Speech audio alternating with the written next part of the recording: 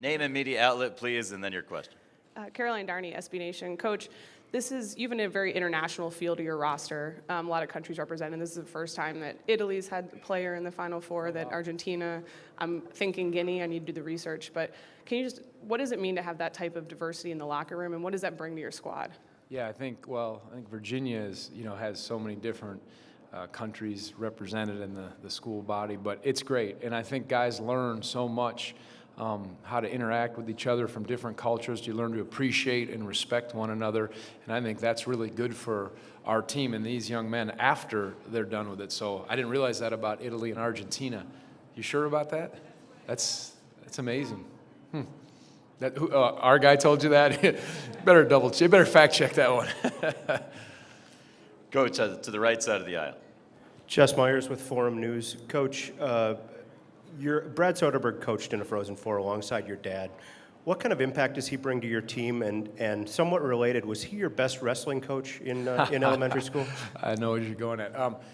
To have a person who's been a head coach on your coaching staff, I think is invaluable because they've been in that spot, and a lot of times they'll say, hey, either here's what worked for me or learn from my mistakes when I was in those spots. And Brad is so humble and he's so good. He did a great job when he took over from my father at Wisconsin.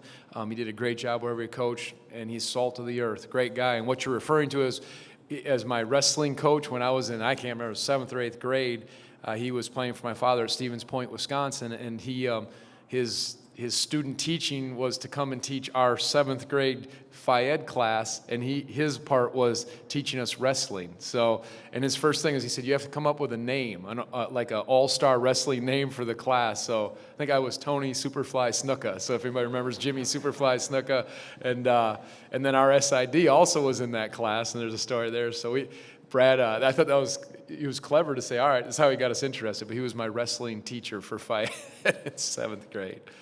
Second row up front on the right side, Coach. David Teal with the Daily Press. Tony, how many times on video have you watched the final sequence of regulation? Was it at all planned, and do you still marvel at how many things had to happen? Yeah, I marvel at it. Probably 3 times I've watched it, and 2 years ago, I don't know if you were covering our game against Louisville, that was so improbable. Maybe in a way more improbable how it ended, but given the circumstances and what was on the line, it was unreal for the presence of mind of Mamadi and Kihei. Mamadi to tap it, Kihei to chase it down to make that pass. The situation was, there was 5.9 seconds when Ty went to the free throw line, and obviously I didn't instruct him to miss it, but I say, all right, if he misses it, try to tap it. Just tap it out of there. I put someone in at the scorer's table, so if Ty makes that second free throw, we're going to try to obviously trap, get a steal, and make a play, or foul right away, and then they'll be at the line, and you could have 4.5 seconds to still run a play. So I was trying to stay in the moment. But, Ty kind of looked at the bench, and I didn't say miss it because I thought there was enough time if he made it. So I wish I could say that is how we practiced it. That's exactly how it played out. Now, if he misses it, that was there. But what Kihei did, his instincts, and then Mamadi to not drop it, yeah, I'm still in awe of that. And it was such a high-level game. And Purdue played so well. And, I feel for Matt and those guys. But, you had to make that play the way Carson Edwards was playing and obviously the way that setting was. Up front on the left side, Adam. Hey, Tony. Adam Zagoria, how you doing? Good. There's no, one-and-done players here. Duke and Kentucky are gone, but there's still some very good college players and future pros and guys like DeAndre and Jarrett Culver. I guess, what does it say about them and their ability to kind of, come back as sophomores and get better, and also just the general state of the one-and-done situation that none of those players are here? I mean, I think that's what's the beauty of college basketball is there's so many different ways to build a program, and there's so many different styles and systems of play. And I love that about the game. It's pure. You don't have to say, well, this is a cookie-cutter way to do it. So, our formula has always been what I observed when my father coached at Wisconsin, when we went to Washington State, and, how can you build a program that can compete against the best in your conference? And it was get guys experience, get them to where they have 2 or 3 years where they learn and they maybe learn the hard way, And then when they're upperclassmen, they're ready to play against the best. And that's kind of what we've stuck to at Virginia. I think that fits Virginia. It's getting harder and harder to do that in today's atmosphere, today's, the college basketball, but it has been effective for us. So again, but if guys are talented enough and can go after a year, if that's how coaches do it, that's, again, the beauty of, I think, college athletics. DeAndre has improved so much, I think, and he's scratching the surface. He redshirted his first year. Malcolm Brogdon redshirted for us. It was through an injury. And then DeAndre had he even started out slow in his first year playing, and then he just really took off, and he's just gotten better and better. And I think that's why we're in this spot, because our guys, they have improved collectively and individually, and then obviously they responded to what happened last year. If you have one follow-up, just signal. We'll send the microphone to you. Second row on the left side. Paul Woody, Richmond Times-Dispatch. Hello, Tony.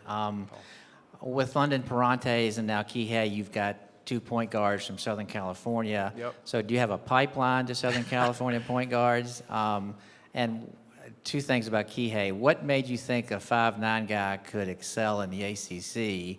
And what did he show you immediately when he got there? Because your program is tough to adjust to, but he started almost from the beginning and has been a substantial contributor from the beginning. Well, what I love about London and Kihei is they weren't really highly touted. A lot of our guys weren't, but they were good. Good basketball knows no. It doesn't matter what stars they have or not. Joe Harris, I can go through the list. The second part about Kihei was you wanted to know. 5'9", yeah, okay, that one I can answer. I played with Muggsy Bogues. I was Muggsy Bogues' backup in the NBA, and when you see someone who has it and has that kind of heart and determination, that sold me. It's not like I'm a giant myself. I say 6 feet. My wife and I argue. She says you're 5'11" and a half, but if you can play, you can play. And so many people get caught up in dimensions, and there is value and importance in that. But toughness, quickness, feel, savvy, those things are there. And we were fortunate. When he decommitted from UC Davis, I called Jim Les, Coach Les, and said, "Hey, am I seeing this right? I think he can play." And he said, "Yes." Jim played in the NBA too, and it was, a lot of people probably doubted a lot of the guys that we've taken, but those guys have shined very brightly. So I think those experiences helped. Coach, we're going to the center of the room. Hey, Tony. Mike Barber, Richmond Times-Dispatch. You had mentioned, I think back in Columbia or Charlotte, seeing Ty and Kyle together at the NBA 100 camp. They were on the same team. Yep. I'm curious, their relationship on and off the court, how strong is it, and how has their chemistry on the court developed in the time you've been coaching them?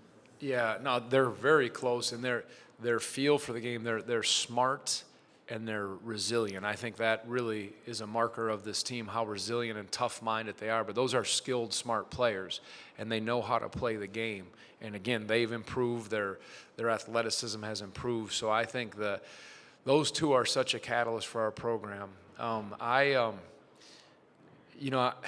Probably it was 2 years ago, we were playing Florida in the second round of the NCAA tournament, and they were just beating the brakes off of us. It was 3 minutes left, and I put Ty and Kyle in. The game was over. They're dominant. And they're at the scorer's table, and I'm going to remind them of this. I went and I knelt down next to him, and I said, "Take this and remember this." I said, we got to take the next steps. Then last year when we got beat by UMBC, I said, "You two are coming up to the podium." And I said, 2 reasons why. We're going to honor our 2 seniors in Devin Hall and Isaiah Wilkins. I don't want them to be up there. I said, we're going to go up there, and it's going to be one of the hardest things you're ever going to have to do, how you're feeling and what you're going to have to respond to. I said, but it's going to mark your life. And I said, and it's going to be something that we're going to try to overcome. And, so really from that moment to now, it's been trying to be as intentional as a program, as a team, to respond to what transpired there. And so, and it's really nice that we're here, and it's still about the game and trying to be as good as we can and advance. But those things are important. So yeah, they're bonded together as we are for for life that way. Mike, you had a quick follow? Yeah, real quick. Ty also said that after that UMBC game, 3 or 4 days later, you went to lunch with him and talked about spreading the offense and doing some things differently. Why did you have that meeting, and what was that conversation about? Well, that was such a, from a basketball standpoint, that was such a pivotal moment and devastating in so many ways and humbling that I knew we had to be there for each other in ways that we never would have had that not happened. So it was about sitting together, talking, and just working through stuff and battling through it and trusting each other. And as I said, that situation made me take a look at a lot of things. I said there's no way I would have gotten this close to my team in that way. It drew me closer to my family, to my faith. Those situations put you in that. But also, okay, what can we do to be better in certain situations as a team? You think differently. So through any hard adversity, there's such wisdom in it. But yeah, we talked about those things. But it was, those first few months were, with those guys, it was just, we're going to keep going through it. But everything was intentional about trying to respond in that, from pretty much that moment after that game all the way through the summer, through the fall, through what we do, and approaching it. Just a reminder for all of our attendees, unfortunately, we can't allow any video recording here in the main interview room. That includes with your cell phone. Left side of the room, Gene. Hey, Tony. Gene Wong, Washington Post. With the many, many ways Dre can affect a game, are you and maybe inclined to overlook it if he's not scoring as much as you would like in like the last couple games, and do you kind of anticipate an uptick in points maybe for him this weekend? Well, he certainly impacts the game with his defense and everything he does. What he did in the end of the game against Purdue, he made 2 big free throws, and then he made a real nice drive, and it went off of his knee or it went out of bounds. But then right after that, he made, well, we say the game winner, but at least where he put us ahead. And so he made some difficult plays at difficult times, and he's guarded hard, and his shot wasn't going in like it was in the way he was playing. So part of this is him growing and learning, but we're going to need everybody at our best to continue on in this tournament.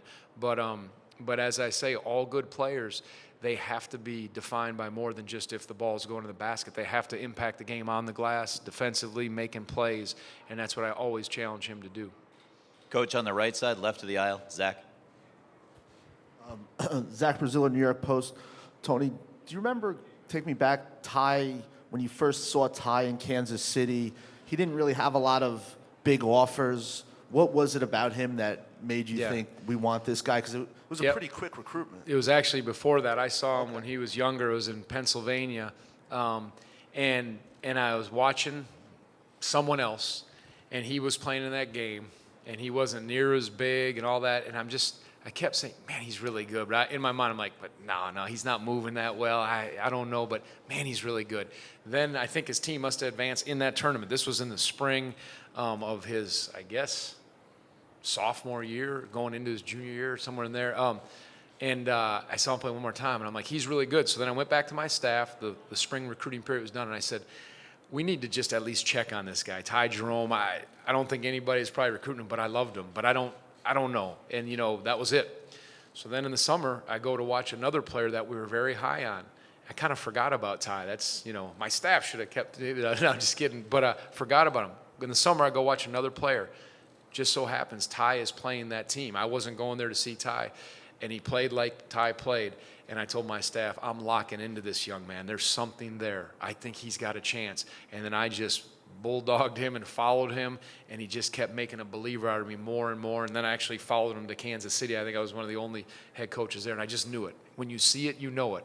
And I knew it. And he overcame, he's gotten quicker and all that, but it's not many were taking a chance on him. But then after he had committed to us, then a lot of people would have liked him because he kept improving. Same with Kyle and all those guys. Coach, front row, left side.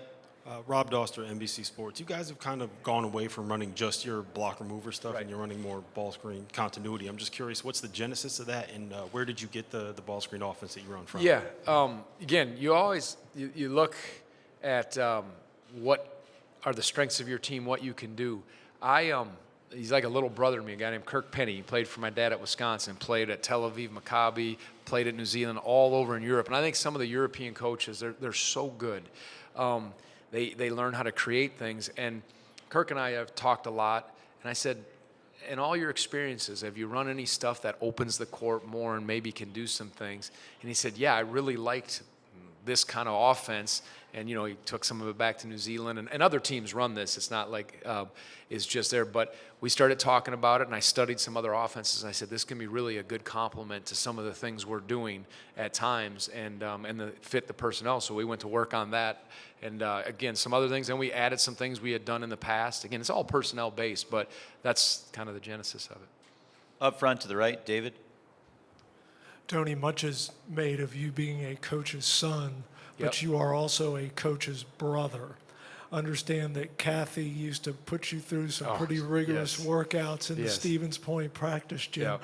What was that like growing up with Yeah. her and that basketball part of your relationship? She is the most intense competitor and the most driven, and I would not have become the player I was if it weren't for her. I could not beat her in one-on-one, and I was pretty good until I was 16 years old. And she was that good. Before she tore her ACL, she was USA. She was kind of being primed to probably play on the Olympic team and all that. And then once I beat her, we never played again. That was it. But she would drag me with her at 5 in the morning. In the summer, before she had a job, we'd ride our bikes to the gym. We'd open the gym, and I'd rebound for her. And, if I didn't throw her good passes, she'd chew me out. And I saw this work ethic in her, and I would just tag around. And I got good playing against her and her friends all the way up, until 14, 15 years old. But watching her and seeing her drive and love for the game had a huge impact on me as a player. And then, certainly watching her coach. So major. We're going to go to the back right with Myron and Reed if you still have one, and then we're going to come up front and finish up. Tony, obviously a lot of stars in your team, but what's the value of some of your walk-ons, both in practice and how you all are able to compete?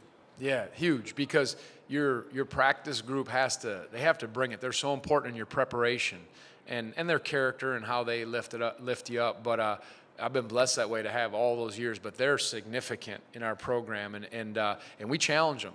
And if you want to get our staff mad or get me mad, disrespect one of our walk-ons. I tell that guy, because those guys are such a part of. They're the true servants on our team. They do all the stuff and don't get much of the credit, and that's why I love this team. Our managers, our walk-ons, we're all part of it. There's not any differentiation, and I love that about them. But I can't say enough for those guys. And usually it's your walk-ons, your managers who end up going on to be coaches, or they're going to be the CEOs because they learn how to serve without the attention. And I love their heart, and they're part of something, and they represent our program in the best way possible.